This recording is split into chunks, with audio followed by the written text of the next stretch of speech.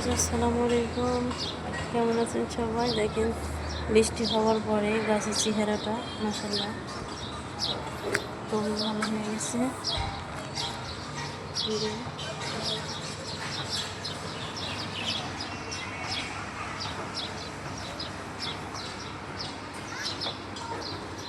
মা বেলি ফুলের সুগন্ধে আমাকে মুগ্ধ করে দিচ্ছে।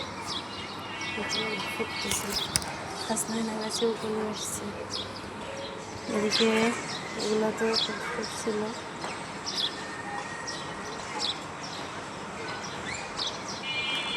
এখানে আসলে আমি যেন সুঘ্রাণে আমি যেন পাগল হয়ে যাচ্ছি।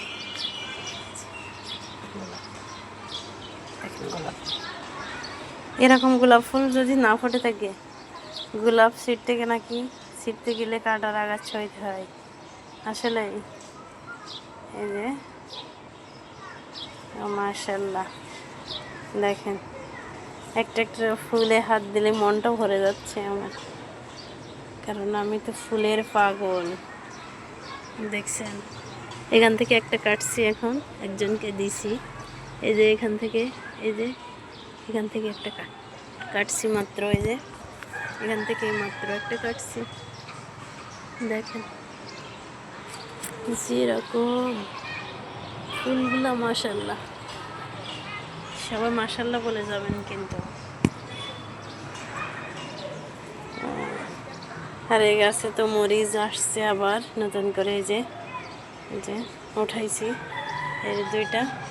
এদিকে একটা ছোটো মরিচ গাছ পাতা ঝরে গেছে বৃষ্টির কারণে। আর এদিকে কাঠগুলো একটা উঠতেছে, ইনশাল্লাহ আগামী বছর কাঠগুলোর শুভেচ্ছা জানাইতে পারবো আপনাদের। এদিকে ড্রাগনের একটা ডাল বাইর হয়েছে এদিক দিয়ে।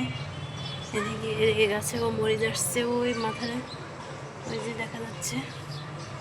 এই আর কি, চলেন আমার অফিসের বেলকনিতে ঘুরে আসি। আর এই গন্ধরাজ তো আপনারা দেখছিলেন যে এরকম ফুটছিল, আপনাদের সাথেও শেয়ার করছিলাম তখন, যে আবারও আসছে।